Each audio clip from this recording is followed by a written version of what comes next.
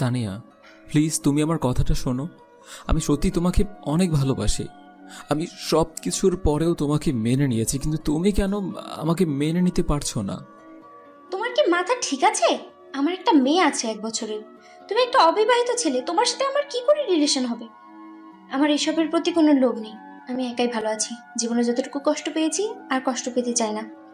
কষ্ট পেতে পেতে আমি পাথর হয়ে গেছি। তানিয়া, আমি তোমাকে বলে বোঝাতে পারবো না আমি তোমাকে ঠিক কতটা ভালোবাসি। আমি সব কিছুর পরেও তোমাকে চাই। আমি তোমাকে পবিত্র ভালোবাসা দিতে চাই। দেখো, এটা কোনোভাবেই সম্ভব না, কারণ আমি চাই না যে আমার কারণে কারো লাইফটা অন্যরকম হয়ে যাক। তুমি আমার লাইফের সঙ্গে জড়িয়ে কেন নিজেকে নষ্ট করবে বলো? আমার জীবনটা অন্যরকম। তাছাড়া সবচেয়ে বড় কথা হলো, আমার একটা মেয়ে আছে। এই দিকটা আমার খেয়াল রাখতে হবে। আমি মেয়েটাকে আমি আমার নিজের মেয়ে মনে করব। প্লিজ, আমি ওকে ওরকমভাবেই মানুষ করব। তুমি আমাকে একটু বুঝতে চেষ্টা করো। তুমি ছাড়া আমার এই লাইফে আর কেউ আসবে না। তুমি আমার প্রথম এবং তুমি আমার শেষ ভালোবাসা। এটা আমি বুঝতে পারছি যে তুমি আমাকে কতটা ভালোবাসো, কিন্তু আমাকে সবকিছু চিন্তা করতে হবে। তোমার ফ্যামিলি তোমাকে এই ব্যাপারটা কখনোই মেনে নেবে না। হয়তো আমার জন্য তোমার ফ্যামিলির সঙ্গে অনেক কিছু করতে হবে। আমি চাই না তুমি আমার কারণে তোমার ফ্যামিলিকে কষ্ট দাও। আমি তোমার জন্য সব কিছু করতে পারবো। ফ্যামিলি আজ না হয় কাল ঠিকই একদিন মেনে নেবে, কিন্তু তোমাকে যদি একবার হারিয়ে ফেলি তাহলে কোনোদিন আমি ভালো থাকতে পারবো না। আমি একমাত্র তোমার কাছেই ভালো থাকবো। প্লিজ, তুমি কেন বুঝতে পারছো না? তখনই তানিয়া কলটা কেটে দিল। আমি আবারও কল দিলাম, কিন্তু তানিয়া ফোনটা বন্ধ করে ফেলল। আমি কোনো কিছু বুঝতে পারছি না এখন কি করব। আমি ফোনটা বিছানায় ফেলে বারান্দায় এসে বাইরের দিকে তাকিয়ে আছি। আর তখনই মা এসে বলতে লাগলো, শাওরিয়ার, তুই কি আজকেও কলেজ যাবি না? এইভাবে নতুন নতুন কলেজে যদি না যাস তাহলে কিভাবে হবে বল? সবাই নতুন নতুন কলেজে যেতে চায়, আর তুই? ঠিক আছে মা, আমি এখনই কলেজের জন্য রেডি হচ্ছি। তুমি কোনো চিন্তা করো না। আর তুমি গিয়ে খাবার রেডি করো, আমি এখনই আসছি। তারপর আমি মাকে পাঠিয়ে দিলাম। আর মাকে পাঠিয়ে দিয়ে আমিও ফ্রেশ হয়ে রেডি হয়ে নিলাম। আর রেডি হয়ে তাড়াতাড়ি করে চলে আসলাম খাবার টেবিলে। খাবার টেবিলে এসে আমি যথারীতি খাবার খেয়ে মায়ের কাছ থেকে টাকা নিয়ে কলেজে যেতে লাগলাম। কলেজে হাঁটতে হাঁটতে চলে আসলাম। এসে দেখি আমার বন্ধু রাফি বসে আছে। আর রাফি আমাকে দেখে বলতে লাগলো, দোষ, এখন তো ফার্স্ট ইয়ারের ক্লাস খুব ভালোই হয়, তবুও তুই কলেজে আসিস না কেন? তুই না আসলে যে আমারও আসতে ইচ্ছা করে না। সবাই তো অন্য কলেজে ভর্তি হয়েছে, কিন্তু আমাদের কপাল খারাপ তাই আমরা দুজন এখানেই ভর্তি হয়েছি। আসলে দোস্ত, মন মেজাজ ভালো না থাকলে কোনো কিছুই ভালো লাগে না। তোকে বলছিলাম না একটা মেয়েকে আমার অনেক পছন্দ, সেই মেয়েটা কোনোভাবেই মেনে নিতে পারছে না। এটা তো আমি খুব ভালো করে বুঝতে পারছি যে তুই যে ডিপ্রেশনে আছিস, কিন্তু একটা কথা বলতো, মেয়েটার সঙ্গে তোর কি করে পরিচয় হলো? তুই তো জানিস আমি গল্প লেখালেখি করি। তো একদিন আমি একটা গল্প লিখে ফেসবুকে পোস্ট করি এবং পাশাপাশি অনেকের মেসেজগুলো চেক করতে থাকি। আর তখনকার একটা আইডি থেকে সুন্দর একটা মেসেজ এসে, আর তখন সেটা পড়তে লাগলাম। আসলে পড়তে পড়তে কেমন যেন একটা ভালো লেগে গিয়েছিল আমার। আর মেসেজটা লিখেছিল আমাকে নিয়েই। তারপর আমিও মেসেজের একটা উত্তর দিলাম। আর এভাবেই আমাদের মধ্যে একটা বন্ধুত্ব হয়। আর বন্ধুত্ব হওয়ার পর আমি মেয়েটাকে অনেক ভালোবাসি। হ্যাঁ, এটা তো খুব ভালো করে বুঝতে পারছি, একতরফা ভালোবেসে ফেলেছিস। তবে তুই কি মেয়েটার ব্যাপারে সব কিছু জানিস? মেয়েটার বাসায় কে কে আছে, মেয়েটা কি করে? হ্যাঁ, সব কিছুই জানি। আসলে মেয়েটা মধ্যবিত্ত ফ্যামিলির। মেয়েটাই সবচেয়ে বড়, তার ছোট একটা বোন আছে। আচ্ছা, তোর সঙ্গে এসব বিষয়ে পরে কথা বলবো, আগে চল ক্লাসে যাই। এদিকে আমি রাফিকে নিয়ে ক্লাসে চলে আসলাম। রাফি আমার বেস্ট ফ্রেন্ড। আমি তার সঙ্গে সব কিছুই শেয়ার করি। আমি ক্লাসে এসে যথারীতি ক্লাস করতে লাগলাম।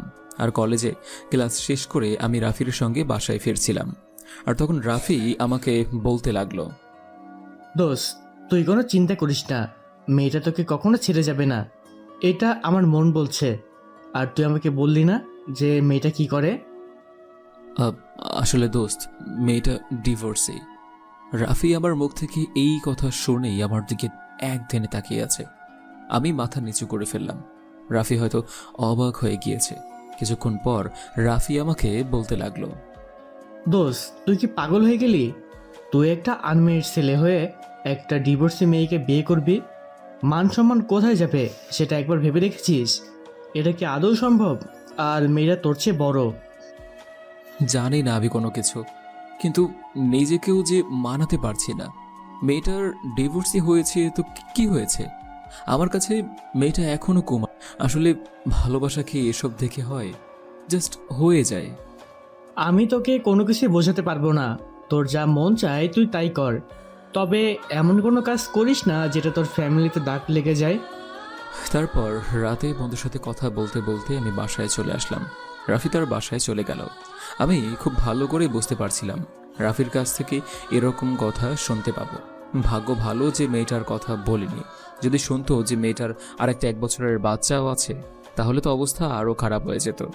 কিন্তু যে যাই বলুক না কেন, আমি তানিয়াকে ভালোবাসি। আমি তানিয়াকে ছাড়া অন্য কাউকে বিয়ে করবই না। তারপর আমি বাসায় চলে আসলাম, আর বাসায় এসে ফ্রেশ হয়ে শুয়ে রইলাম।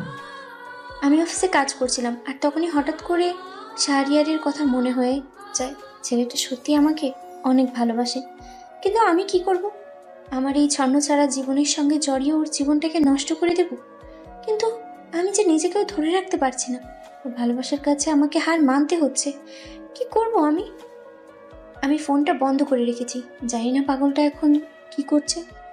আমি ফোনটা চালু করে তার নাম্বারে একটা কল দিলাম, আর সঙ্গে সঙ্গেই কলটা রিসিভ করো। পরে ওপাশ থেকে আমাকে বলতে লাগলো, আমার উপর রাগ করে ফোনটা বন্ধ রেখেছিলে, তাই না? আমি তোমাকে খুব বেশি বিরক্ত করি। আমার সঙ্গে একটু কথা বলতে ইচ্ছে করে না তোমার। তোমাকে আমি আর কোনো কিছুই বলবো না। প্লিজ তুমি আমার সাথে এইভাবে কথা বলো না। আমার অনেক কষ্ট হয়। তুমি কেন বুঝতে পারছো না? এমনটা নয় যে আমি তোমাকে ভালোবাসি না, আমিও তোমাকে অনেক ভালোবাসি। কিন্তু আমার কি করার আছে বলো? এটা কি আদৌ সম্ভব হবে আমাদের? আমরা দুজন যদি ঠিক থাকি, তাহলে দুনিয়ার যত বাধাই আসুক না কেন, আমরা সফল হতে পারবো। তুমি শুধু আমার হয়ে থেকো সব সময়। তারপর এভাবে তানিয়ার সঙ্গে আমি কথা বলতে লাগলাম, আর কথা বলা শেষ করে আমি খাবার খাওয়ার জন্য টেবিলে গেলাম। আর তখনই আমার বড় বোন এসে বলতে লাগলো, কি রে শাহরিয়া, তুই নাকি কালকে একটা ছেলেকে মেরেছিস? আমি না তোকে মারামারি করতে নিষেধ করেছিলাম? ছেলেটা আমার বান্ধবীর ভাই ছিল। মেরেছি, খুব ভালো করেছি। কারণ ছেলেটা জুনিয়র হয়ে আমাকে তুই করে বলেছে, তাই মেরেছি। যদি আবার বলে, আবারও মারবো। তুই এই ব্যাপারটা নিয়ে কোনো নাক গলাতে আসবি না। বড় বোনের সাথে কিভাবে কথা বলতে হয় সেটা কি তুই জানিস না? ভুলে গেছিস সব? আর কতবার বললে এসব ছাড়বে? দিন দিন নষ্ট হয়ে যাচ্ছিস। বাবা, তুমি সবসময় এসব কেন বলো? আমি কোথায় নষ্ট হয়ে যাচ্ছি বলো তো? আমি কি কোনো নেশা করি যে তুমি আমাকে এভাবে কথা বলো? আমাকে আমার মতো থাকতে দাও। কই গো তুমি? তোমার ছেলে কত বড় হয়ে গেছে, আমার মুখের উপর কথা বলছে। তোর দ্বারায় কোনো কিছু হবে না। তোর পিছনে শুধু শুধু আমি টাকা নষ্ট করতেছি। দেখো, শুধু শুধু এভাবে আমাকে বকবে না, বলে দিচ্ছি। আমি এমন কিছু করিনি যে তোমরা আমার সঙ্গে এমন করবে, বুঝতে পেরেছ? এবার আমি রুমে চলে আসলাম। আসলে মেজাজটাই খারাপ হয়ে গিয়েছে, আর এভাবেই সময়টা পার হলো। বিকেল 5টায় তানিয়ার অফিস ছুটি হয়। তানিয়া বাসায় গিয়ে ফ্রেশ হলো এবং ফ্রেশ হয়ে আমাকে কল দিল। আমি তানিয়ার সঙ্গে কথা বলতে লাগলাম। মেয়েটা আমার সঙ্গে কথা বলে যতটা হাসে, আর কোনো সময় মনে হয় না এভাবে হাসে। তখন তানিয়া আমাকে বলতে লাগলো, আমি আগে ভেবেছিলাম যে আমি কখনো হয়তো নিজেকে নিয়ে ভাবতে পারবো না। মেয়েকে নিয়ে আর নিজের পরিবারকে দেখে জীবনটা হয়তো চলে যাবে। আমি তেমন কাউকে আশাও করতাম না। নিজের জীবনে যেটা ঘটে গেছে সেটা নিয়ে আফসোস করে তো আর লাভ নেই। যা হয়েছে সেটা তো কপালে ছিল। তুমি আসার পরে নতুন করে বাঁচতে শিখেছি। আমি হয়তো তোমাকে অন্য কিছু দিতে পারবো না, কিন্তু তোমাকে বুক ভরা ভালোবাসাটা দিতে পারবো। যেন আজকে কি হয়েছে, দুপুরবেলা বাবা এসেছে। বাবা এসে আমাকে অনেক কথা বলেছে। তারপর বাবার সঙ্গে আমার একটু রাগারাগি হয়। আমি তো তোমাকে নিষেধ করেছি যে মা বাবার সাথে রাগারাগি করবে না। ওরা যত যাই বলুক কোনো উত্তর দেবে না, বুঝতে পেরেছো? আর দেখো, আমার মেয়েটা এখন ফোন নিয়ে কাড়াকাড়ি করছে। একটু ভিডিও কল দাও তো। তুমি মেয়ের সঙ্গে কথা বলো, আমি ওয়াশরুম থেকে আসছি। আমি ভিডিও কল দিলাম, আর ভিডিও কল দিয়ে মেয়ের সঙ্গে কথা বলতে লাগলাম। 1 বছরের বাচ্চা, তেমন কিছুই বোঝে না, তবু আমাকে খুব ভালো করেই লক্ষ্য করছে। আর তখনই মনে হলো তানিয়ার মা হয়তো এদিকেই আসছে। আমি চুপ করে গেলাম। আর তখন তানিয়ার মা ফোনটা হাতে নিল, আর ফোনটা হাতে নিয়ে আমাকে দেখে ফেলে। আমি সঙ্গে সঙ্গে ফোনটা কেটে দিলাম। আমি ওয়েট করতে লাগলাম কখন তানিয়া কল দেবে। প্রায় 1 ঘন্টা পর তানিয়া কল দিল। তানিয়া আমাকে কল দিয়ে বলতে লাগলো, তোমাকে মা দেখে নিয়েছে। মা তোমার কথা জিজ্ঞেস করেছে, পরে আমি সব সত্যি কথা বলে দিয়েছি। মা হয়তো তেমন কিছু বলেনি, মা বলেছে তোর যা মন চাই তাই কর। প্রথমবার তো আমরা জোর করে বিয়ে দিয়ে তোকে নরকে ফেলে দিয়েছিলাম, এখন তোরটা তুই দেখ। এটা নিয়েই মায়ের সঙ্গে কথা হলো।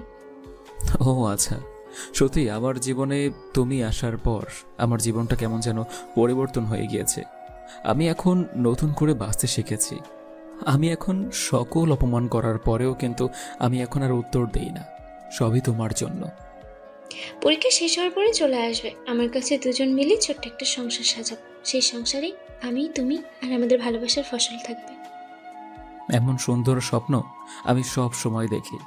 আল্লাহর কাছে সব সময় দোয়া করে যেন আমাদের এই স্বপ্নগুলো পূরণ হয়। এভাবে আমি তানিয়ার সাথে অনেকক্ষণ কথা বলতে লাগলাম। তানিয়ার সঙ্গে কথা বলতে বলতে কখন যে সময়টা পার হয়ে যায় সেটা বলতে পারবো না। আর এভাবেই পার হয়ে যায় কয়েকটা দিন। তানিয়ার সঙ্গে আমার কথা হয়, সবকিছু মিলিয়ে ভালোই চলছিল। আর কিন্তু একদিন বাসায় ফিরে এসে দেখি মা কান্না করছে। মাকে জিজ্ঞেস করলাম কান্না করছে কেন, কিন্তু মা কোনো কথাই বলছে না। তারপর আমি বুঝতে পারলাম আমার কাকার সঙ্গে হয়তো ঝগড়া হয়েছে। আমি আপুকে জিজ্ঞেস করলাম, আপু, মা এভাবে কান্না করছে কেন? আর তুই কোথায় ছিলি? আর কি হয়েছে কাকার সঙ্গে? কাকা কি মাকে কোনো কিছু বলেছে নাকি? মাথা গরম করিস না, আসলে কাকা মাকে মারার জন্য এসেছিল, পরে আমি ছাড়িয়ে দিই। এসব কাউকে বলিস না, যদি জানাজানি হয় তাহলে মান সম্মান থাকবে না। ওই যে বাবার সঙ্গে জমি নিয়ে ঝামেলা না, এটার জন্য। বাবার সঙ্গে জমি নিয়ে ঝামেলা? এটা বাবার সঙ্গেই ঝামেলা করবে, তাই বলে মায়ের সঙ্গে কেন ঝামেলা করতে যাবে?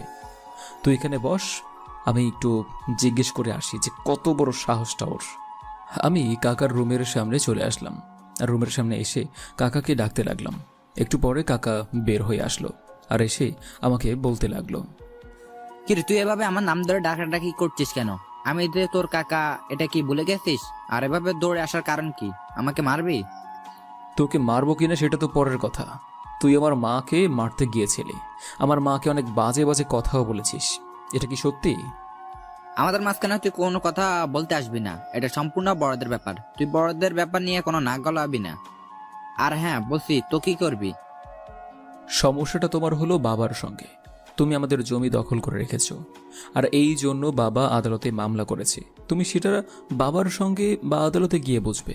তাই বলে তুমি আমার মাকে বাসায় একা পেয়ে বকবে, তাকে মারতে যাবে? এটা ঠিক না। তুই আমাকে কোনো জ্ঞান দিতে আসিস না। আমি খুব ভালো করে জানি আমার কাছে কোনটা ভালো আর কোনটা খারাপ। তুই তোর মতো থাক, বেশি বাড়াবাড়ি করিস না, তাহলে তুইও ছাড় পাবি না। যেখানে আমি বাবাকে মানি না আর সেখানে তুমি কাকা, তোমাকে আমি কতটা মানবো সেটা তো পরের কথা। এই বলে আমি কাকার নাক বরাবর দিলাম এক ঘুষি। তারপর কাকাকে ইচ্ছে মতো মারতে লাগলাম আর বলতে লাগলাম, তোর সাহস কত বড়, তুই আমার মাকে মারতে গিয়েছিস, সেটা আবার আমি বেঁচে থাকতে? হ্যাঁ, যে কয়টাকে পারিস নিয়ে আসিস, মেরে এখানে পুঁতে রাখবো। আমি মারামারি করা অবস্থায় বাবা, মা, আপু সবাই চলে আসলো, আর কিছু প্রতিবেশীও আছে। এদিকে আমাকে বাবা মারতে মারতে আমাদের রুমে নিয়ে আসলো। রুমে এসে বাবা বলতে লাগলো, তোর সাহস তো কম না, তুই আমার ভাইকে মারতে গিয়েছিলি। তোকে আমি এতদিন ধরে এই শিক্ষা দিয়েছি, তুই এক্ষুনি আমার বাইর থেকে বের হয়ে যা। ও আমার মাকে মারতে এসেছে, সেটা নিয়ে তো তুমি কোনো কথা বললে না। তোমার তো কোনো কথা বলা উচিত ছিল। আমি যখন বাসায় আসলাম তখন আমাকে একটা সান্ত্বনা দিয়ে কথা বলার দরকার ছিল তোমার, যে শাহরিয়ার তুই মাথা গরম করিস না, বিষয়টা আমি দেখছি। তুমি তো আমাকে সেটাও বললে না, চুপ করেছিলে আমার সামনে। আর মাকে মারতে আসবে, বাজে বাজে কথা বলবে, এটা আমি সহ্য করব? তোকে নিয়ে আমার কত স্বপ্ন ছিল, কিন্তু সে স্বপ্নগুলো তুই ভেঙে দিয়েছিস। তোকে এখন আমার ছেলে বলতে ঘৃণা হচ্ছে। তোর কাকাকে মারা যে কথা, তোর বাবাকে মারা একই কথা। আমাকে এসব নীতি বাক্য শুনিয়ে কোনো লাভ নেই। আমার কাছে যেটা ভালো মনে হয়েছে আমি সেটাই করেছি। এরপর যদি কাকা বা আমার ফুপুরা যদি এসে মাকে কোনো কিছু বলে, আমি তাদেরকেও ছেড়ে কথা বলবো না, আমি তাদেরকেও মারবো। তারপর বাবা আমাকে অনেক কথা শোনালো। বাবার কথাগুলো সহ্য হচ্ছিল না, কিন্তু তবুও আমি নিজেকে কন্ট্রোল করলাম। আর কন্ট্রোল করে আমি আমার রুমে চলে আসলাম। আর রুমে এসে শুয়ে আছি, কোনো কিছু ভালো লাগছে না, কোথায় যাব কি করব কোনো কিছুই ভেবে পাচ্ছি না। তখনই তানিয়ার কল আসলো। আমি তানিয়ার কলটা রিসিভ করলাম, আর তানিয়া ওপাশ থেকে আমাকে বলতে লাগলো, কি ব্যাপার, তোমাকে আমি সেই কখন থেকে মেসেজ করছি, কিন্তু তুমি আমার কোনো মেসেজের রিপ্লাই দিচ্ছ না। আমি তো অফিসে, তাই এত কল দিতেও পারছি না। বেশি ফোনে কথা বললে স্যারেরা অনেক কিছুই বলে, বোঝোই তো। আসলে বাসায় অনেক বড় একটা ঘটনা ঘটে গিয়েছে। জানি না আমি কোনো ভুল কাজ করেছি না সঠিক কাজ করেছি, আমি কোনো কিছুই বুঝতে পারছি না। তারপর আমি তানিয়াকে সব কিছুই খুলে বললাম। আর সব কিছু শুনে তানিয়া কিছুক্ষণ চুপ করে রইল, আর চুপ করে থেকে আমাকে বলতে লাগলো, যাই হোক, তুমি কিন্তু কাজটা অনেক খারাপ করেছো। বড়দের গায়ে হাত তোলা যায় না, সেটা তো তুমি ভালো করেই জানো। তোমার এটা করা ঠিক হয়নি, ঠিক আছে? যেটা করেছো এটা তো আর ফিরে আসবে না। এখন আর কি করার, চুপ করে থাকো। বাসায় কেউ কিছু বললে তুমি কোনো কথা বলবে না। আসলে আমি নিজেকে কন্ট্রোল করে রাখতে পারিনি। যখন শুনেছি যে মায়ের গায়ে হাত তুলতে চেয়েছে আর আমার মাকে বাজে বাজে কথাও বলেছে, এটা শুনে নিজেকে আর কন্ট্রোলে রাখতে পারলাম না। ঠিক আছে, মনে হয়তো কোনো কিছুই খাওনি, এখন গিয়ে চুপচাপ খেয়ে নাও, নাহলে কিন্তু আরও খারাপ লাগবে। পরে তোমাকে নিয়ে আমার টেনশন হবে। যাও, আর মাথা গরম করো না। আমি যেটা বলছি সেটা শোনো, বুঝতে পেরেছো? আমি অফিস শেষ করে বাসায় গিয়ে কথা বলবো, আর মেয়েটার জন্য কিছু নিয়ে যেতে হবে। আচ্ছা ঠিক আছে, তাহলে তুমি তোমার অফিসের কাজগুলো শেষ করে অফিস থেকে বাসায় গিয়ে আমাকে কল দিও, আর আমি দেখি কিছু খেতে পারে কিনা, আর না হলে নাই, আমি এভাবেই শুয়ে থাকবো। ঠিক আছে, শুয়ে তো থাকবে, এটা তো বুঝতে পারলাম, কিন্তু বাবা যদি কোনো কিছু বলে তাহলে তুমি কোনো কথা বলবে না, বুঝতে পেরেছো? বাবা তোমাকে অনেক কিছুই বলতে পারে, সব কিছু মুখ বুঝে সহ্য করবা, প্লিজ জান আমার। তারপর তানিয়া কল কেটে দিল। আমিও ভাবতে লাগলাম, আমার জীবনে এমন একটা মানুষই তো আমি খুঁজেছিলাম। কয়টা ছেলে এমন একটা মানুষ পেতে পারে? জীবনে তানিয়ার মতো একটা মানুষ পাবো, এটা আসলে কখনো কল্পনাও করিনি যে মানুষটা আমাকে এতটা ভালোবাসবে। তারপর এভাবেই সময়টা পার হয়ে গেল। আমি বিকেলবেলা শুয়েছিলাম, আর তখনই বড় আপু আমার জন্য খাবার নিয়ে আসলো, আর আমাকে বলতে লাগলো, খাবার খেয়ে নে, কলেজ থেকে এসে তো কোনো কিছুই খাসনি। আর যাই হয়েছে ভুলে যা। বাবা যদি কোনো কিছু বলে তাহলে কোনো উত্তর দিস না, তুই তোর মতো থাক। আমি একটা কথা চিন্তা করছি, আমার বাবা ওই ফ্যামিলির কথা চিন্তা করবে, আমার মায়ের কথা চিন্তা করবে, তা না করে বাবা ফুপুদের কথা বা কাকার কথা নিয়ে চলে কেন? কিছুই তো বুঝতে পারছি না। আমাদের থেকে কি ওরা বেশি আপন?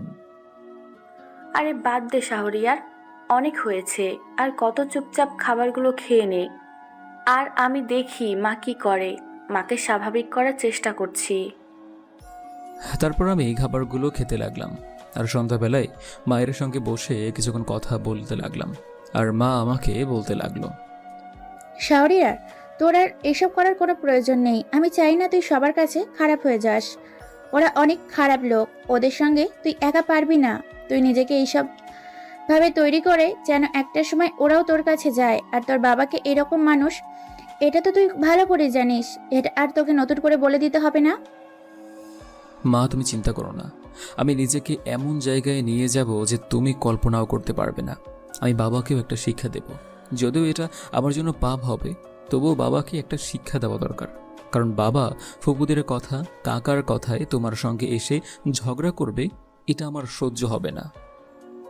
তবে একটা কথা মাথায় রাখবি, উনি হাজার হলেও তোর জন্মদাতা পিতা। ওনার সঙ্গে এমন কিছু করবি না যেটা মানুষ খারাপ বলে এবং জীবনে পাপের বোঝা বয়ে বেড়াতে হয়। মা আমি থাকতে তোমার কিছুই হবে না, আর কেউ কিছু বলবেও না আমি থাকতে। হ্যাঁ, আমি যে পর্যন্ত আছি তোমার এত চিন্তাও করতে হবে না।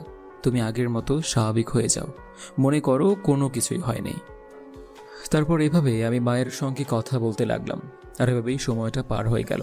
তারপর মা চলে গেল, আর আমিও তানিয়ার সঙ্গে মেসেজে কথা বলতে লাগলাম। কারণ আমি চাই না কলে কথা বললে বাবা সব কিছু জেনে যাক। এমনিতেই অনেক ঝামেলা হয়ে গিয়েছে। তানিয়ার সঙ্গে কথা বললে মনটা অদ্ভুত ভালো লাগে, আর কেমন যেন ভালো হয়ে যায়।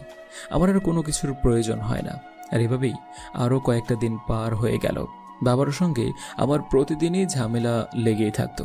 কারণে অকারণে বাবা আমাকে কথা বলতো। আমি জানতাম আমাকে কেন কথা বলতো। আমার ফুপু, আমার কাকা সবাই আমার নামে বিচার দিল, আর বাবা সেটা সত্য মিথ্যা যাচাই না করেই আমার সঙ্গে এমন করত। আমি সব কিছুই নীরবে সহ্য করতাম, শুধুমাত্র মায়ের দিকে চেয়ে। একদিন আমি কলেজ থেকে বাসায় ফিরছিলাম, আর তখনই আমার ফোনে একটা কল আসলো। আমি কলটা রিসিভ করলাম। ওপাশ থেকে তানিয়া কান্না করতে করতে বলল, আমার জীবনে যাই কিছু হয়ে যাক না কেন, আমি তোমাকে কখনোই ভুলে যেতে পারবো না। আমি তোমার সঙ্গে শেষ নিঃশ্বাস পর্যন্ত থাকতে চাই। তোমাকে ছাড়া আমি বাঁচতে পারবো না। তোমাকে পেয়ে আমি নতুন জীবনের আশা খুঁজে পেয়েছি। আরে পাগলি, কি হয়েছে তোমার? আমি তো কোনো কিছুই বুঝতে পারছি না। আমাকে সবকিছু খুলে বলো। তোমার বাসায় কি কোনো সমস্যা হয়েছে? আসলে মা তোমার নামে অনেক কিছুই বলেছে। মাও মনে হয় চায় না যে তুমি আর আমি এক হই। প্রথমে একটা ঘটনা ঘটে গেছে, এখন তো ওরা এসব বলবে, তাই নিজেকে ধরে রাখতে পারিনি। আরে চিন্তা করো না। আর এসব তো ওরা বলবে, যেহেতু তোমার জীবনে অনেক বড় একটা দুর্ঘটনা ঘটে গিয়েছে। আমি সবসময় তোমার পাশে আছি। তুমি আমাকে নিয়ে কোনো চিন্তা করো না। তুমি আমার মেয়েটার দিকে একটু খেয়াল রাখো, ঠিক আছে? আর কান্না করতে হবে না তোমার। মাঝে মাঝে মনে হয় তোমার কাছে ছুটে আসি, তোমাকে দেখতে বড্ড ইচ্ছে করছে। প্লিজ আসবে একদিন, নিজেকে আর ধরে রাখতে পারছি না। হ্যাঁ, আসবো, খুব তাড়াতাড়ি আসবো। যদি ধরো আমি কালকেই যদি চলে আসি, তাহলে কেমন লাগবে তোমার? আসলে সোজা তোমার বাসায় আসবো মেয়েটাকে দেখার জন্য। তুমি যদি বাসায় আসো তাহলে আমার জন্য খুব ভালো হবে, কারণ আমি মাকে বলতে পারবো অনেক বড় করে যে ও যদি আমাকে ভালো না বাসতো তাহলে এই পর্যন্ত আসতো না। বুঝতে পেরেছো? ঠিক আছে, আমি কালকে ভোরে একদম সকালেই রওনা দেব। পরে বিকেল বেলায় চলে আসব। আর রাস্তা তো অনেকটা বেশি, তাই আসতে আসতে হয়তো রাত হয়ে যাবে, তাই না? তুমি এক কাজ করো, ফজরের সময় কল দিয়ে আমাকে জাগিয়ে দিও। আমি বাসায় চলে এসেছি, ফ্রেশ হয়ে তোমার সঙ্গে কথা বলছি, ঠিক আছে? জি না স্যার, এখন আমি আপনার সঙ্গে কথা বলতে পারবো না। এখন যদি কথা বলি তাহলে বস আমাকে অনেক বকা দিতে পারে। আমি ছুটি হলে আপনার সঙ্গে কথা বলবো। আপনি গিয়ে ফ্রেশ হবেন, খাবার খাবেন, আর শুয়ে শুয়ে একটু রেস্ট নেবেন। আর আমার ছুটি হবে 5টায়। 5টার সময় আপনার সঙ্গে কথা বলবো। তারপর আমি কলটা কেটে দিয়ে বাসায় চলে আসলাম। আর বাসায় এসে ফ্রেশ হয়ে খাবার খেয়ে নিলাম। আর খাবার খেয়ে আমি রুমে এসে পড়তে বসলাম। আর এভাবেই সময়টা পার হয়ে গেল। বিকেল 5টার সময় তানিয়া কল দিল। আমি তানিয়ার সঙ্গে কথা বলতে লাগলাম। আর কথা বলতে বলতে আমি বাহিরেও চলে আসলাম। বাইরে কিছুক্ষণ হাঁটাহাঁটি করে সন্ধ্যাবেলায় বাসায় ফিরে পড়তে বসলাম। আর মাঝে মাঝে তানিয়ার সঙ্গে মেসেজে কথা বলছি। কিছুক্ষণ পরে বাবা রুমে এসে আমাকে বলতে লাগলো, তুই আমার ফ্যামিলিকে নিয়ে কোনো কথা বলবি না। আমার কাছে আমার ফ্যামিলির গুরুত্ব অনেক বেশি। তুই যদি আর কখনো আমার ভাইয়ের গায়ে হাত তুলিস তাহলে তোকে আমি ছেলে হিসাবে পরিচয় দিব না। আমিও তোমাকে শেষবারের মতো করেই বলে দিয়েছি, আমার মায়ের গায়ে যে হাত দিবে বা আমার মাকে যে বকা দেবে, বাজে বাজে কথা বলবে, এগুলো আমি সহ্য করব না। আমার মাকে যদি কোনো কিছু কেউ না করে, আমিও তোমার ফ্যামিলি সম্পর্কে কোনো কিছুই বলবো না। আর কাউকে মারার তো কোনো প্রশ্নই আসে না। যেখানে তোর মায়ের কোনো সমস্যা হচ্ছে না সেখানে তোর কি হয়েছে? আমি এখনো বেঁচে আছি। আমার কাছে কোনটা ভালো কোনটা খারাপ সেটা আমি বুঝতে পারি। তোকে এত বুঝতে হবে না। তুই ঠিক মতন পড়াশোনা কর। পরীক্ষায় ভালো রেজাল্ট না করলে আমার মান সম্মান থাকবে না। আমি কাউকে মুখ দেখাতে পারবো না। যারা পরীক্ষায় ভালো রেজাল্ট করে না, তারা কি জীবনে কোনো উন্নতি করতে পারে না? একটা পরীক্ষার রেজাল্ট কি জীবনের সব কিছু? একটা পরীক্ষার রেজাল্ট কি জীবনে সব কিছু বলে দিতে পারে? এভাবে আমার সঙ্গে আরও অনেকক্ষণ কথা বলতে লাগলো। বাবার প্রতিটা কথা যেন এক একটা তীরের মতো। তারপর আমি আর কোনোই উত্তর দিলাম না। বাবা তার মতো বকবক করে চলে গেল। আর আমিও পড়া শেষ করে ঘুমিয়ে গেলাম। ফজরের সময় তানিয়ার কলের শব্দে ঘুমটা ভেঙে গেল। আমিও ঘুম থেকে উঠে ফ্রেশ হয়ে নিলাম। আর ফ্রেশ হয়ে টেবিলে গিয়ে দেখি নাস্তা আছে। আমি রুটি আর জেলে নিলাম। আর তখন পেছন থেকে মা বলতে লাগলো, কিরে শাহরিয়ার, তুই এত সকালে কোথায় যাচ্ছিস? এত সকালে তো কোনো প্রাইভেট থাকার কথা নয়। কোথায় যাচ্ছিস সত্যি করে বল। আসলে মা, আমরা বন্ধুরা মিলে একটা জায়গায় একটু ঘুরতে যাচ্ছি, সেটার জন্যই আর কি এত সকালে বের হওয়া। চিন্তা করুন, আমি সন্ধ্যার আগেই ফিরে আসব। তারপর আমি মাকে কোনো রকম ম্যানেজ করে তাড়াতাড়ি করে চলে আসলাম বাস স্ট্যান্ডে। বাস স্ট্যান্ডে এসে আমি টিকিট কাটলাম। টিকিট কেটে বসে পড়লাম বাসে। আর বসে বসে তানিয়ার সঙ্গে কথা বলতে লাগলাম। তানিয়া আজকে অফিসে যায়নি। প্রায় 3 ঘন্টা পর সেই কাঙ্ক্ষিত জায়গায় চলে আসলাম। যদিও এই শহরে প্রথম এসেছি। তারপর তানিয়ার কথা মতো আমি রিক্সা নিয়ে তাদের বাসায় চলে আসলাম। আর আমি রিক্সা থেকে নামলাম। নামতেই দেখি আমার সেই মানুষটা দাঁড়িয়ে আছে। প্রথম দেখাতে আমাকে ভালো মন্দ জিজ্ঞেস না করেই আমাকে ঝাড়ি মেরে বলতে লাগলো, এতক্ষণ লাগে তোমার আসতে? আমি সেই কখন থেকে এখানে দাঁড়িয়ে আছি, তুমি আমাকে বলছো যে তুমি নাকি চলে এসছো। আমি প্রায় এখানে 30 মিনিট ধরে দাঁড়িয়ে আছি। আজকে আমাদের প্রথম দেখা, আর তুমি আমাকে ভালো মন্দ জিজ্ঞেস না করে প্রথমবারেই তুমি আমাকে ঝাড়ি মেরে কথা বললে। আসলে মানুষ কোনোদিনই ভালো হবে না। তানিয়া মুচকি হাসলো। তারপর আমি তানিয়ার সঙ্গে তাদের বাসায় গেলাম। বাসায় গিয়ে তানিয়ার মাকে ভালো মন্দ জিজ্ঞেস করলাম। আগে দেখি মেয়েটা বিছানায় খেলা করছে, আর তারপর আমি গিয়ে তাকে কোলে তুলে নিলাম আর ফাজলামও করতে লাগলাম। একটা সময় খেয়াল করে দেখলাম তানিয়া আমার দিকে নীরবে তাকিয়ে আছে। আমি মেয়েটাকে কোলে নিয়েই তানিয়ার দিকে তাকালাম। শাহরিয়ার এসেছে, এটা আমার কতটা ভালো লেগেছে বলে বোঝাতে পারবো না। সত্যি বাবা, মেয়েকে কতটা ভালো লাগলে আমার জীবনটা এভাবে পরিপূর্ণ পাবো কখনো আশা করিনি। মানুষটাকে আজ প্রথম দেখলাম, যদিও একটু একটু লজ্জা লাগছে। আমি মেয়েটাকে কোলে নিয়ে তানিয়ার রুমে চলে আসলাম। আর তানিয়ার রুমে এসে মেয়েটার সঙ্গে খেলা করতে লাগলাম। একটু পরে তানিয়া আমার জন্য খাবার নিয়ে আসলো। আমি মেয়েটাকে বিছানায় রেখে দাঁড়ালাম। আর তখন তানিয়া আমার হাতটা ধরলো, আর আমার হাতের উপর রাখার সাথে সাথে আমিও শক্ত করে ধরলাম। আর তখনই তানিয়া আমাকে শক্ত করে জড়িয়ে ধরলো, যেটার জন্য আমি মোটেও প্রস্তুত ছিলাম না। আমি নিজেকে আর ধরে রাখতে পারলাম না।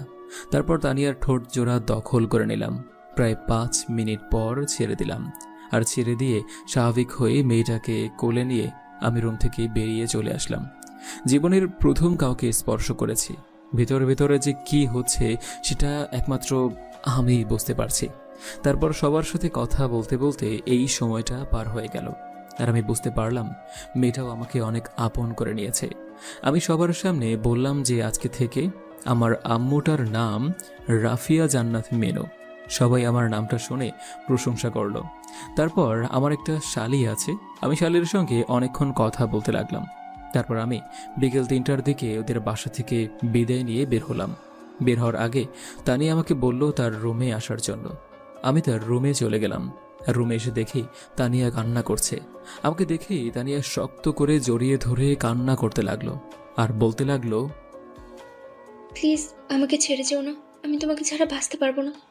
তুমি এখান থেকে চলে যাচ্ছ, আমার ভেতরটা পুড়ে যাচ্ছে। তোমাকে আমি ছেড়ে দেব না, প্লিজ থেকে যাও আমার হয়ে। আমি চোখের মধ্যে আলতো করে চুমু এঁকে দিলাম।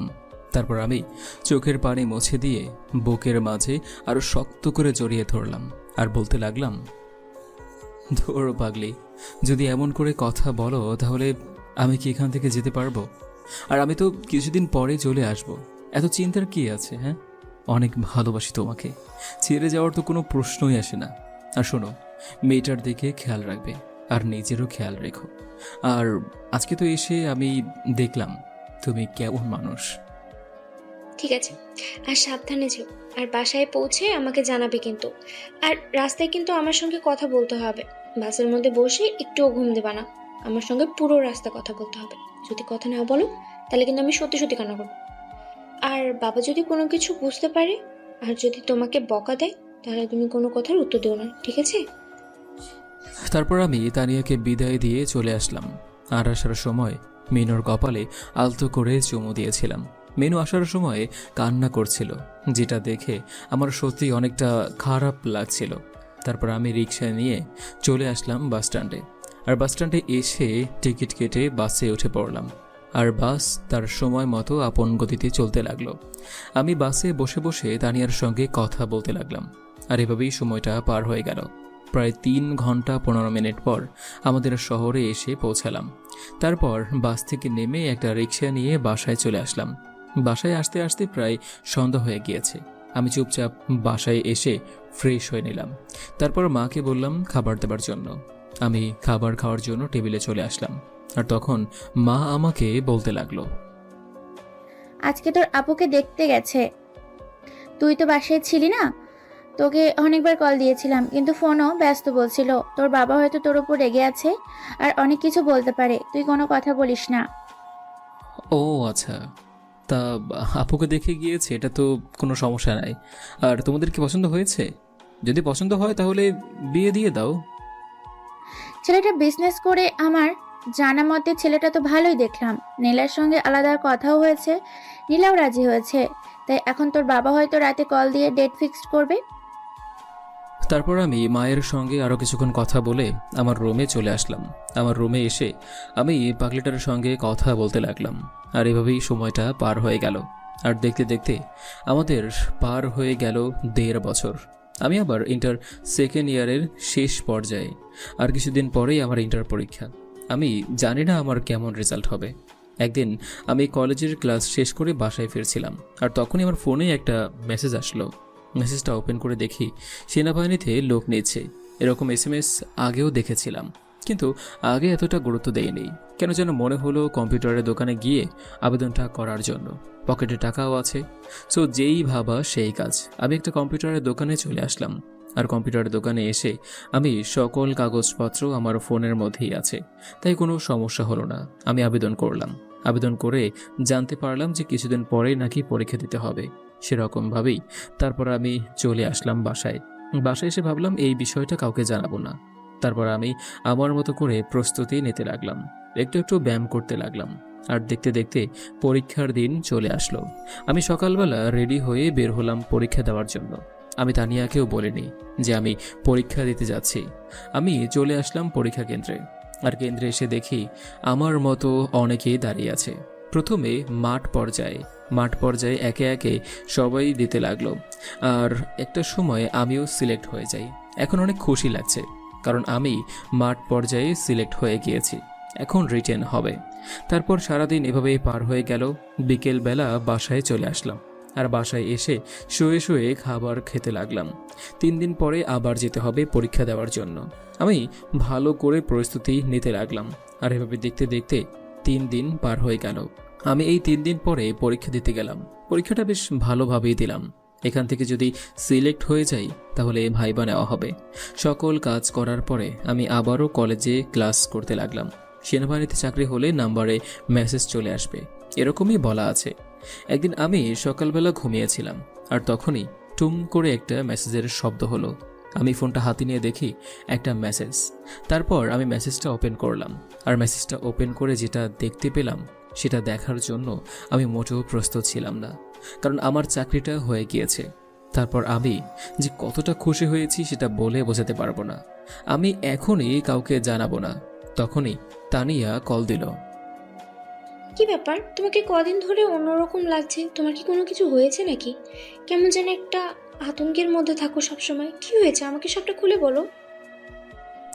আরে আমার তেমন কোনো কিছুই হয়নি, তুমি শুধু শুধু টেনশন করছো। তেমন কিছু হলে তো আমি তোমাকে বলতাম। আর বাড়িতে কত ঝামেলা, এটা নিয়ে হয়তো এরকম লাগছে আমাকে। শাহরিয়ার, আমাদের মধ্যে কিন্তু অনেক দিন সময় পার হয়ে গেছে। তুমি কেমন সেটা কিন্তু আমি খুব ভালো করে জানি, তাই না? এই মাত্র একটা সুখবর শুনলাম, তাই নিজেকে অনেকটা অন্যরকম লাগছে। এটা যদি তুমি শোনো তোমারও কেমন লাগবে সেটা নিজেও জানে না। আমি তোমাকে বলেছিলাম না যে আমার একটা পরীক্ষা আছে, খুবই গুরুত্বপূর্ণ। আসলে আমার সেদিন সেনাবাহিনীতে পরীক্ষা ছিল। আমি আজকে সেনাবাহিনীতে চাকরি পেয়ে গিয়েছি। এই মাত্রই মেসেজ এসেছে।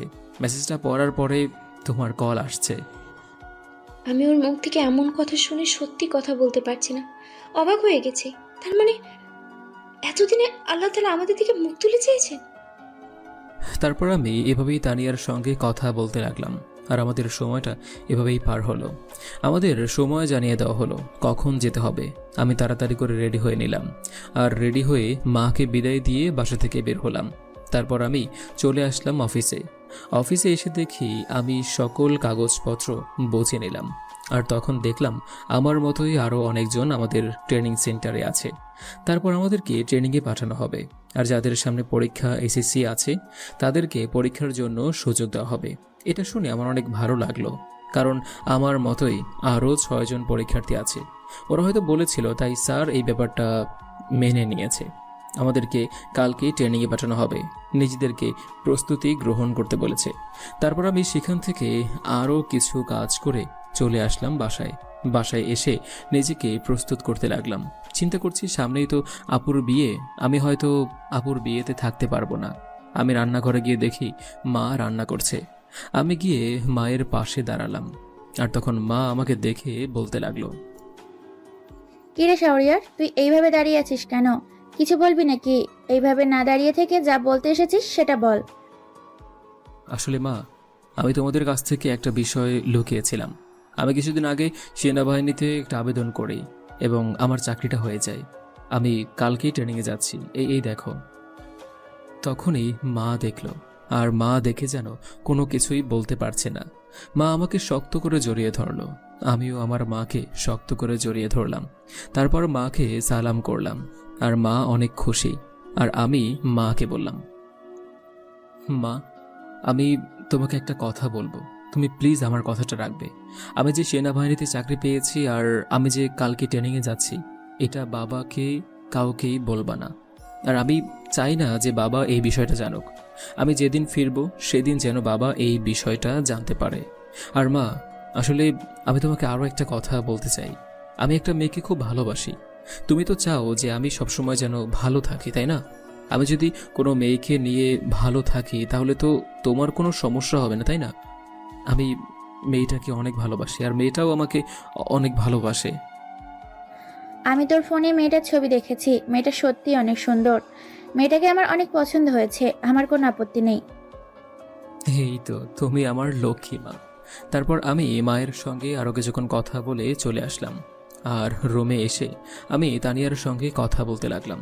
আর এভাবেই সময়টা পার হয়ে গেল। তারপর রাতে ব্যাগ গুছিয়ে খাবার খেয়ে ঘুমিয়ে পড়লাম। পরদিন সকালবেলা তানিয়ার কলের শব্দে আমার ঘুমটা ভেঙে গেল। আমিও ঘুম ঘুম চোখে কলটা রিসিভ করলাম।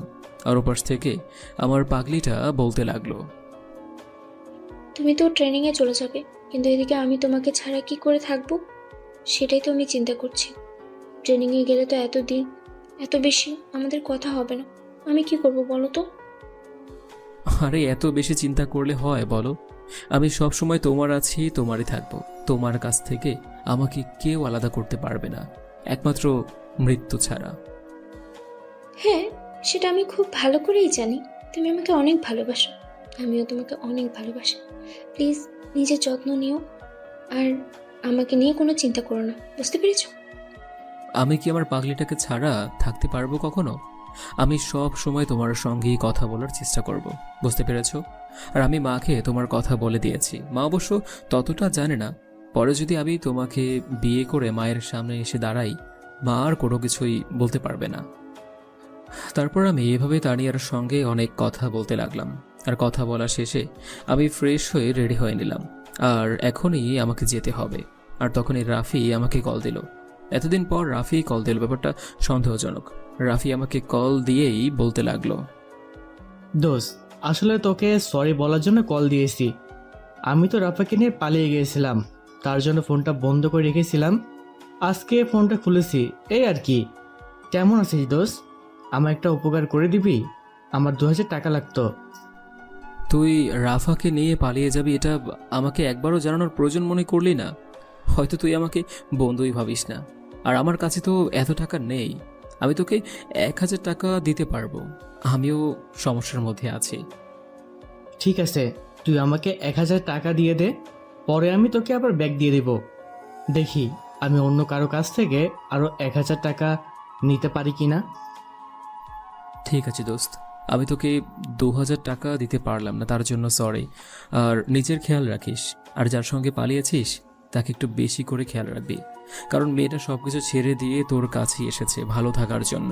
কখনো মেয়েটার হাত ছেড়ে দিস না। ভালো থাকিস। আর আমি তোর বিকাশে পাঠিয়ে দিচ্ছি, ঠিক আছে? তারপর আমি রাফির সঙ্গে আরও কিছু কথা বলে কল কেটে দিলাম। আর কল কেটে দিয়ে আমি রাফির নাম্বারে 1000 টাকা পাঠিয়ে দিলাম। তারপর আমি রেডি হয়ে খাবার টেবিলে চলে আসলাম। আর খাবার টেবিলে এসে খাবার খেতে লাগলাম। মা আমার জন্য আমার পছন্দ অনুযায়ী খাবার রান্না করেছে। আর তখনই আপু এসে আমাকে বলতে লাগলো, কি রে, তুই আজকে এভাবে সেজে আছিস? তোকে কি আজকে কেউ দেখতে আসবে নাকি? মাও এভাবে বেগ গুছিয়েছে কেন? ও কোথায় যাচ্ছে? মাকে কি জিজ্ঞেস করছিস? আমাকে জিজ্ঞেস কর।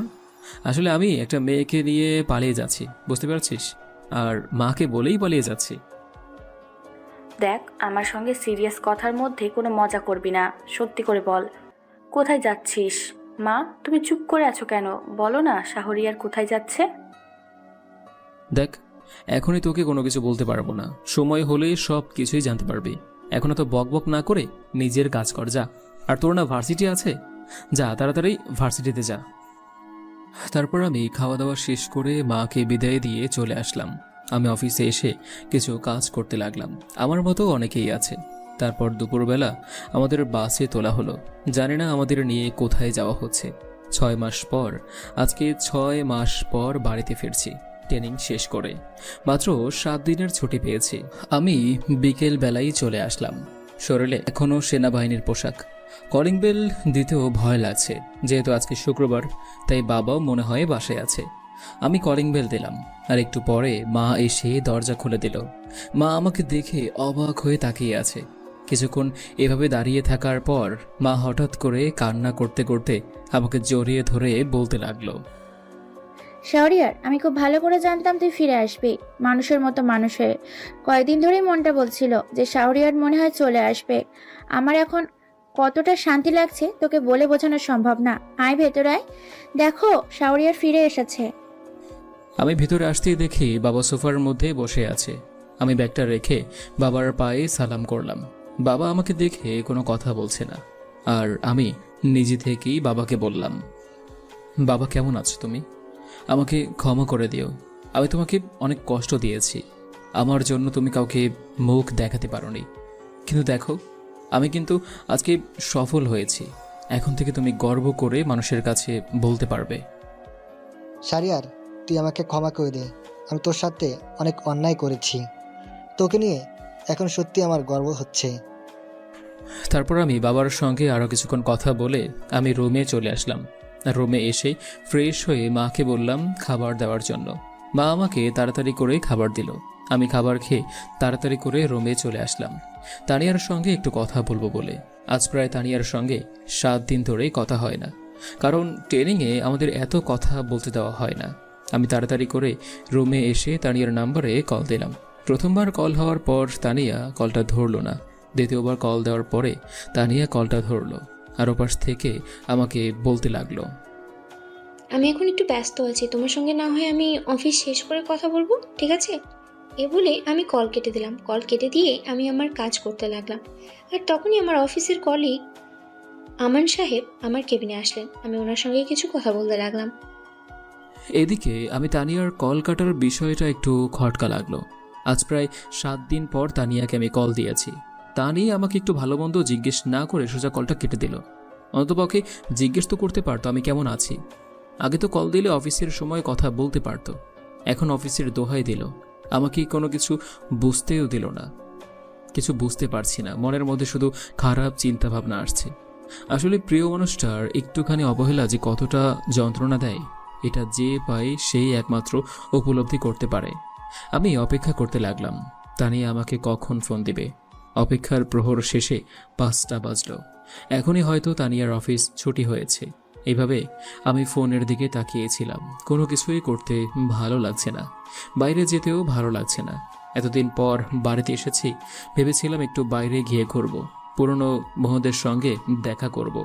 তখনই আমার ফোনে একটা নম্বর থেকে কল আসলো। আমি নম্বরটা দেখে খানিকটা চমকে উঠলাম। স্যার আমাকে কল দিয়েছে।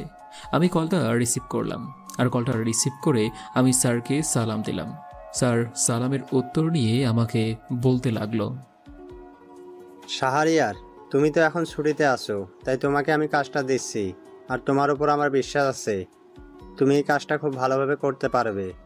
আমি তোমাকে কিছু ফাইল পাঠিয়েছি তোমার ইমেইলে, সেগুলো দেখো। আর ওই ভার্সিটিতে তুমি এডমিশন নাও।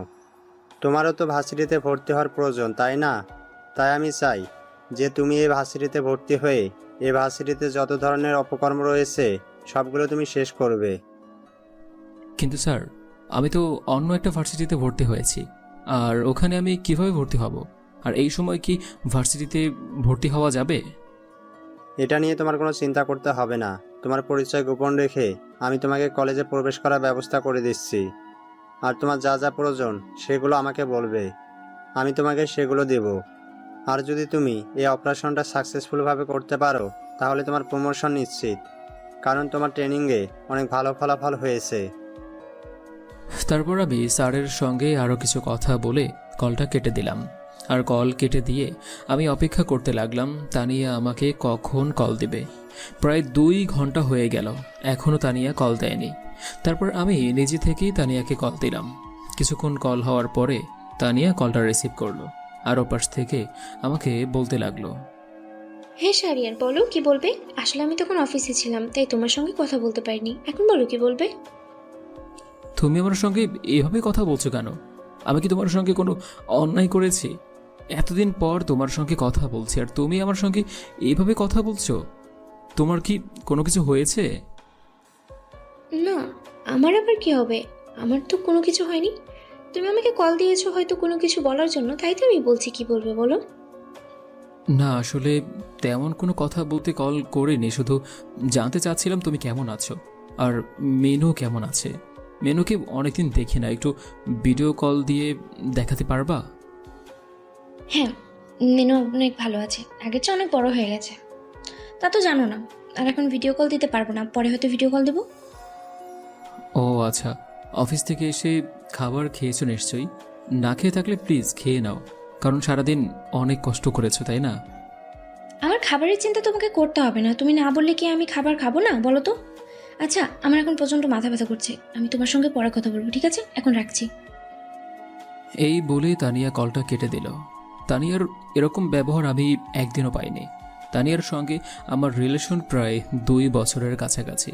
পুরো কলেজ লাইফ ওর সঙ্গেই রিলেশন ছিল, এখনও আছে। কিন্তু তানিয়া হঠাৎ করে আমার সঙ্গে এরকম ব্যবহার কেন করছে আমি তো কোনো কিছুই বুঝতে পারছি না। আর ফোনের গ্যালারি থেকে তানিয়ার পিকটা বের করে দেখতে লাগলাম। মানুষটা সত্যিই অনেক সুন্দর, কিন্তু হঠাৎ করে তার কি এমন হয়ে গেল যে আমাকে অবহেলা করছে? যেখানে সব কিছু মেনে নিয়েছিলাম, আমি সব কিছু জেনেও আমি তাকে একটা সুন্দর জীবন দিতে চেয়েছিলাম, কিন্তু তানিয়া কেন এমন করলো? নাকি ওর জীবনে নতুন কেউ এসেছে? এসব ভাবতে ভাবতে সময়টা পার হয়ে গেল। তখনই হঠাৎ করে আমার নাম ধরে ডাকতে ডাকতে কেউ আমার রুমে প্রবেশ করলো। কণ্ঠটা শুনেই বুঝতে পারলাম আমার বোন। আপু এসে আমাকে বলতে লাগলো, কি রে শাহরিয়ার, তুই বাড়িতে এসেছিস, একটাবার আমাকে কল দিয়ে আসতে পারলি না? একটু আগে মা আমাকে কল দিয়ে জানিয়েছে। আমি সব কিছু ফেলে তোকে একটা নজর দেখতে চলে আসলাম। আরে আমাকে নিয়ে এত ব্যস্ত হওয়ার প্রয়োজন নাই। তা তুই কি একাই এসেছিস নাকি দুলাভাই এসেছে? আগে ফ্রেশ হয়ে আয়, তারপর কথা বলবো। তারপর আপু চলে গেল, আর একটু পর ফ্রেশ হয়ে আমার রুমে আসলো। আমি আপুর সাথে বিভিন্ন বিষয়ে কথা বলতে লাগলাম, আর এভাবেই সময়টা পার হয়ে গেল। রাত 9টার দিকে দুলাভাই আসলো। আমি ওনার সাথে কথা বললাম। কথা বলে ভালোই লাগলো, খুব সহজেই মানুষের সাথে মিশে যেতে পারে। তারপর একসাথে বসে খাওয়া দাওয়া করে আরও কিছু গল্প করে আমি রুমে চলে আসলাম। রুমে এসে আমি তানিয়াকে কল দিলাম। প্রায় বেশ কিছুক্ষণ কল হওয়ার পর তানিয়া কলটা রিসিভ করলো, আর আমি বলতে লাগলাম, তানিয়া, তুমি কি আমাকে কোনোভাবে অবহেলা করছো? আমি কি তোমার কাছে কোনো অন্যায় করেছি বলো? যদি কোনো ভুল করে থাকি সেটা আমাকে বলো, না হলে আমি কি করে বুঝবো বলো? আরে, আমি তোমাকে অবহেলা কেন করব? আসলে তখন আমার সত্যি অনেক মাথা ব্যথা করছিল, তাই তোমার সঙ্গে কথা বলতে পারি নাই। আমার মনে হচ্ছে তুমি আমার কাছ থেকে একটু একটু করে দূরে সরে যাচ্ছ। আমি সত্যিই নিজেকে কন্ট্রোল করতে পারছি না। প্লিজ আমাকে একটু বুঝতে চেষ্টা করো প্লিজ। আর আমি সত্যি বলছি, আমি তোমার সঙ্গে এমন কোনো কিছুই করছি না। আমি জাস্ট অসুস্থ ছিলাম, আর তুমি চাইলে এখন ভিডিও কলে কথা বলতে পারো। আমি তোমাকে সব কিছু জেনে বুঝে তোমাকে মেনে নিয়েছি, কিন্তু তুমি মনে হয় আমাকে মেনে নিতে পারছো না, তাই না? তোমার কি সমস্যা সেটা আমাকে খুলে বলো। আমার কিন্তু এবার সত্যি অনেক রাগ উঠছে। আমি তোমাকে বললাম যে আমার কোনো রকমেরই কোনো কিছু হচ্ছে না, তাহলে তুমি একই কথা কেন বারবার বলছো? তারপর আমি তানিয়ার সঙ্গে আরও কিছু কথা বলে ঘুমিয়ে পড়লাম। পরদিন সকালবেলা ঘুম থেকে উঠে আমি খাবার খেয়ে নিলাম আর উদ্দেশ্য কলেজে যাব। আমি সকালবেলা তানিয়াকে আর কল দিলাম না, আমিও আমার কাজে চলে আসলাম। ভার্সিটিতে এসে সোজা অফিস রুমে চলে আসলাম। অফিস রুমে এসে স্যারের সঙ্গে দেখা করলাম আর আমাকে আমার ক্লাসরুমটা দেখিয়ে দিল। আমিও আমার রুমে চলে আসলাম। সবাই আমাকে যেন ভূত দেখার মতো করে তাকিয়ে আছে, কারণ আমি সবার মতো স্মার্ট হয়ে আসিনি, আমি খ্যাত হয়ে এসেছি। আমি যে পিছনে বসে পড়লাম। পিছনে বসে আমি চারপাশটা লক্ষ্য করছি। তার একটু পর স্যার এসে যথারীতি ক্লাস শুরু করলো। হঠাৎ করে স্যার আমাকে দেখে স্যার আমাকে দাঁড়াতে বলল। আমি দাঁড়ালাম আর আমার পরিচয় জিজ্ঞেস করলো। আমি পরিচয় দিয়ে স্যারকে বললাম ট্রান্সফার নিয়ে এসেছি। তারপর স্যার আমাকে মনোযোগ দিয়ে পড়তে বললেন আর বসে পড়ে চারপাশটা দেখতে লাগলাম। কিছু কিছু ছেলেকে আমার সন্দেহ হতে লাগলো। আমি ছেলেগুলোকে ভালো করে লক্ষ্য করলাম আর এভাবেই সময়টা পার হয়ে গেল। তারপর আমি ক্লাস শেষ করে বের হতে যাব, তখনই হঠাৎ করে একটা মেয়ের সঙ্গে ধাক্কা খাই আর তখন মেয়েটা উঠে এসে আমাকে ঠাস করে একটা থাপ্পড় মারলো আর আমাকে বলতে লাগলো, ফকিন্নির বাচ্চা, তোর তো সাহস কম নয়, তুই আমাকে ধাক্কা দিয়েছিস, আজকে তুই শেষ। তোকে আজকে আমি এমন মাইর দিব যেটা সারা জীবন মনে রাখবি, আর কাউকে ধাক্কা দেওয়ার সাহস থাকবে না। আসলে আমি আপনাকে সত্যি দেখতে পাইনি, আমাকে মাফ করে দিবেন। এই বলে আমি চলে আসতে যাব আর তখনই পিছন থেকে মেয়েটা বলতে লাগলো, কলেজে মনে হয় তুই নতুন এসেছিস, তাই হয়তো তুই আমার ব্যাপারে কিছুই জানিস না। ঠিক আছে, এই জন্য তোকে মাফ করে দিলাম। নেক্সট টাইম এরকম ভুল হলে আর ক্ষমা পাবি না। আমি এই কলেজের সভাপতির একমাত্র মেয়ে। তারপর আমি চলে আসলাম। মাঠের মধ্যে দিয়ে হেঁটে হেঁটে যাচ্ছিলাম। হঠাৎ করে একটা নিরিবিলি জায়গায় চোখ পড়ল। আমি দেখলাম কয়েকটা ছেলে মিলে সেখানে বসে আছে আর ছেলেটার হাতের দিকে তাকিয়ে দেখলাম সেটা হাতে অন্য কিছু রয়েছে। সেখানে দাঁড়িয়ে গেলাম আর ভাবলাম এখানে হয়তো কোনো কিছু হচ্ছে, আমাকে এটা দেখতেই হবে। আমি আমার গোপন ক্যামেরাটা বের করে সেগুলো ভিডিও করতে লাগলাম আর ভিডিও করা শেষ করে ছেলেগুলোকে দেখলাম একসাথে করে গাড়ি দিয়ে কোথাও যেন যাচ্ছে। আমি অন্য একটা গাড়ি দিয়ে ওদের পিছন যেতে লাগলাম। একটা সময় দেখলাম ওরা জঙ্গলের দিকে যাচ্ছে, আমিও তাদের সঙ্গে যেতে লাগলাম। কিছু দূর যাওয়ার পরেই ওদের গাড়িটা ব্রেক করলো আর সেখান থেকে ওরা নেমে পড়লো। আমিও নেমে পড়লাম আর নেমে ওদের পিছন পিছন যেতে লাগলাম। যেতে যেতে ওদের সামনের দিকেই যাচ্ছে। সামনের দিকের জঙ্গলটা আরও বেশি ভয়ঙ্কর, দিনের বেলায় রাতের মতো অন্ধকার।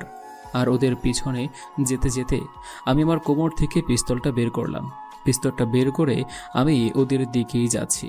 একটা সময় দেখলাম ওরা একটা লোকের সঙ্গে দেখা করছে আর ওই লোকটা ওদের টাকার বান্ডেল দিল আর আমি তখনই ওই লোকটার হাতে গুলি করলাম আর তখন ওরা আমাকে গুলি করতে লাগলো। আমি আমার মতো সবাইকে গুলি করতে লাগলাম। একটা সময় দুজন পালিয়ে গেল আর সবাই মাটিতে গড়াগড়ি করছে। আমি গিয়ে ওদের লিডারকে ধরলাম আর তখন ও আমাকে বলতে লাগলো, কে তুই? তোকে তো এর আগে এখানে কখনো দেখিনি। তুই জানিস না কার কাজের মধ্যে ব্যাঘাত সৃষ্টি করেছিস? এখানে তোকে ভালো করে বলেছি, তুই চলে যা। আমি তো চলে যাওয়ার জন্য এখানে আসিনি, এত কষ্ট করে আমি তোকে আমার সঙ্গে নিয়ে যেতে এসেছি। বল, তোদের এসব করার পেছনে কে আছে? আমি বেঁচে থাকতে তোকে এই কথা কখনোই বলবো না। তুই শুধু শুধু এখানে এসেছিস মরার জন্য। চাইলে আমি তোকে এখনই মেরে ফেলতে পারি, শুধুমাত্র একটা ফোন দিব। আমাকে এসব ডায়লগ শুনিয়ে কোনো লাভ নেই, বুঝতে পেরেছিস? তুই তো এভাবে কোনো কিছুই বলবি না, তোকে ভালো মতো ওষুধ দিতে হবে। তারপর আমি লোকটাকে আরো বেশি করে মারতে থাকলাম আর মারের ভয়ে আমাকে বলতে লাগলো, আমি এখনই সব সত্যি কথা বলে দিচ্ছি। আসলে আমি আরিফের হয়ে কাজ করি। আরিফ এখন ঢাকায় এই ঠিকানায় আছে, তার গ্যাং সহ সে ওখান থেকে মাল পাঠায়। আমি শুধু এখানে কাজ করি। তারপর আমি স্যারকে কল দিলাম আর তাড়াতাড়ি করে ফোর্স পাঠাতে বললাম। তখন 5.5 মিনিটের মধ্যেই ফোর্স পাঠিয়ে দিল। তারপর সবাইকে গাড়িতে তুলে দিলাম আর আমি ফোর্স নিয়ে সেই ঠিকানায় যেতে লাগলাম। প্রায় 2 ঘন্টা পর ঢাকায় এসে পৌঁছালাম। ঢাকায় এসে আমি সেই গোডাউনে চলে আসলাম। আর গোডাউনে এসে আমি হঠাৎ করে অ্যাটাক করলাম, আর ওরা কোনো প্রস্তুতি ছিল না। তারপর আমি ওদেরকে বললাম ফায়ার করার জন্য, আর আমিও ফায়ার করতে লাগলাম। আর একটা সময় ওরা আমাদের সঙ্গে না পেরে স্যারেন্ডার করলো, আর আমি গিয়ে ওদেরকে অ্যারেস্ট করলাম। আর ওদেরকে অ্যারেস্ট করে আমি ফোর্স দিয়ে পাঠিয়ে দিলাম। আর তারপর ভাবলাম একবার তানিয়াদের বাসায় যাই। যেই ভাবা সেই কাজ, আমি তানিয়াদের বাসায় চলে আসলাম। আর তখন প্রায় কিছুক্ষণ পরেই তানিয়াদের বাসার সামনে আমার গাড়ি পৌঁছে গেল। তানিয়াদের বাসার সামনে গাড়ি দাঁড় করালাম, আর তখন দেখলাম তানিয়ার মা এদিকেই তাকিয়ে আছে। আমি গাড়ি থেকে নেমে ওনাকে সালাম দিয়ে ভিতরে গেলাম। উনিও আমাকে ভিতরে যেতে বললেন। আমি ভিতরে গিয়ে দেখি একটা আমার বয়সী ছেলে বসা, হয়তো আমার থেকে কিছু বছরের বড় হবে। ছেলেটা আমাকে দেখেই দাঁড়িয়ে গেল, যেহেতু আমার শরীরে এখনও আর্মির পোশাক। আমি গিয়ে সবার সামনে তানিয়াকে বলতে লাগলাম, তানিয়া, তুমি যেসব আমার সাথে শুরু করেছো মোটেও ভালো লাগছে না।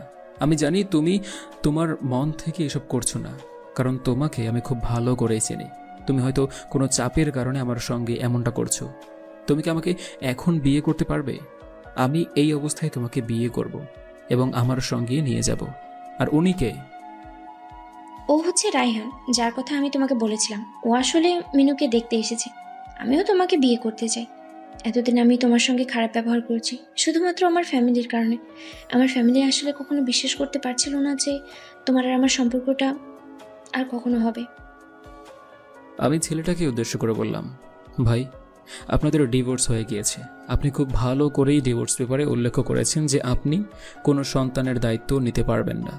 তাহলে এখানে আসার কোনো কারণ দেখছি না আমি। আপনি যদি আর কোনোদিন এখানে আসেন বা ওর সঙ্গে যোগাযোগ করার চেষ্টা করেন, তাহলে আমি আপনার বিরুদ্ধে অ্যাকশন নিতে বাধ্য হব। আমি যদি আপনাকে মেরেও ফেলি তবু আমার কোনো কিছুই হবে না। আমি আপনাকে থ্রেট দিচ্ছি না বুঝিয়ে দিচ্ছি সেটা একান্তই আপনার ব্যাপার। আপনি কোন হিসেবে নেবেন। আশা করি আপনি বুঝতে পেরেছেন। এখন আসতে পারেন। আর তানিয়া, চলো কাজে অফিসে। আমি তোমাকে এখনই বিয়ে করব। তারপর আমি মিনুকে নিয়ে গাড়িতে উঠলাম। আমার কোলে বসে খেলা করছে, আমিও মিনুর সঙ্গে খেলা করছি। আমার ড্রাইভার গাড়ি স্টার্ট দিল।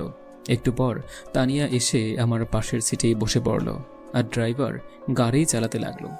একটু পর আমি কাজে অফিসের সামনে চলে আসলাম। তারপর যথারীতি আমরা বিয়ে করলাম। আর বিয়ে করে আমি ড্রাইভারকে বললাম বাসায় নিয়ে যাওয়ার জন্য। আর তখন তানিয়া আমাকে বলতে লাগলো, বিয়ে করলাম অথচ মায়ের দোয়া নেব না? এটা কি হতে পারে বলো? ছোট বোনটা কেউ তো বিদায় দিতে পারলাম না, সোজা তোমাদের বাসায় চলে যাব। ওদের নিয়ে তোমার কোনো চিন্তা করতে হবে না। আমি ওদের খুব ভালো করেই খেয়াল রাখবো। আর আমি অপারেশন করেছি তো, তাই এখন অন্য কোথাও যেতে পারবো না, সোজা বাসায় যাব। আর পরে 2-3 দিন পর মা ঠিকই আমাদের বাসায় যাবে। আর তুমি এটা নিয়ে চিন্তা করো না যে ওরা কিভাবে চলবে, কারণ আমি জানি যে ওরা তোমার টাকায় চলতো। ওদের জন্য আমি আছি। আর আমি কেমন মানুষ সেটা তুমি খুব ভালো করেই জানো। আসলে আমি ওই সময় ওই লোকটাকে দেখে অন্যরকম হয়ে গিয়েছিলাম। নিজের রাগটাকে কন্ট্রোল করে রাখতে পারছিলাম না, তাই হয়তো মায়ের সঙ্গে খুব ভালো করে কথা বলতে পারিনি। তোমার রাগ দেখে তো আমি নিজেও ভয় পেয়ে গেছিলাম। আমি জানি তুমি কেমন। আমিও তোমার সঙ্গে অনেক অন্যায় করেছি। প্লিজ আমাকে মাফ করে দিও। আসলে আমার কোনো কিছু করার ছিল না। আমার মা তোমাকে নিয়ে একটু সন্দেহ ছিল যে তুমি কি আদৌ আমাকে বিয়ে করবে কিনা, কারণ তুমি এখন বড় হয়ে গেছো। আবার বাবা মাকে অনেক কিছুই রেখে গিয়েছে। আমি তো শুধুমাত্র বসে থাকি বলে চাকরি করতাম, এই আর কি। শোনো, তুমি এখন আমার বউ। তোমার ভালো মন্দ সব কিছু দেখার দায়িত্ব আমার। আর তেমনি পরিবারের দায়িত্বটাও কিন্তু আমার। আমি অন্য ছেলেদের মতো নই, কাউকে একটু দিলে কারো কম পড়ে যায় না, বুঝতে পেরেছো? আর মেয়েটাকে আমি আমার মতো করেই বড় করব। সেটা তো দেখতেই পাচ্ছি। মেয়েটা তো এখনই তোমাকে বাবা ডাকতে শুরু করে দিয়েছে। আমাকে যতবার মা বলে না ডাকে, ততবার তোমাকে বাবা বলছে। আমি মেয়েটার সঙ্গে খেলা করতে করতে আমাদের বাসার সামনে চলে আসলাম। আর আমাদের বাসার সামনে এসে ভাবছি মাকে কি বলবো। আমি গাড়ি থেকে নেমে ভিতরে চলে আসলাম। আর ভিতরে এসে কলিং বেল দিলাম। একটু পর মায়ের সাথে দরজা খুলে দিল। মা এসে দরজা খুলে দেওয়ার পরে মা আমার কোলে পিচ্চি বাচ্চা দেখে অবাক হয়ে তাকিয়ে রইল। আর আমি মাকে বললাম, মা, আসলে আমি বিয়ে করে ফেলেছিলাম অনেক আগেই। আর এটা হলো তোমার নাতিন। এই বলে আমি আমার মায়ের কোলে আমার মেয়েটাকে দিয়ে দিলাম, আর তারপর আমি সোজা বাইরে চলে আসলাম। জানি না এখন বাসায় কি হবে, যা মন চায় তাই হোক। আমি না হয় আজকের রাতটা বাইরেই থাকবো। আমি বাইরে একা একা হাঁটতে লাগলাম, অনেক ভয় করছে। দুজনকে তো ধরিয়ে দিয়ে রেখে আসলাম। এভাবে প্রায় অনেকক্ষণ কেটে গেল। রাত 11টার সময় তানিয়া আমাকে কল দিল। আমি ফোনটা রিসিভ করলাম, আর তখন ওপাশ থেকে তানিয়া আমাকে বলতে লাগলো, এত ভয় পাওয়ার কোনো কিছুই নেই, সবাইকে আমি সত্যি কথা বলে দিয়েছি, বুঝতে পেরেছো? আর সবাই খুব ভালো করে মেনে নিয়েছে, আর সবাই মিনুকে অনেক পছন্দ করেছে। তাড়াতাড়ি বাসায় চলে আসো।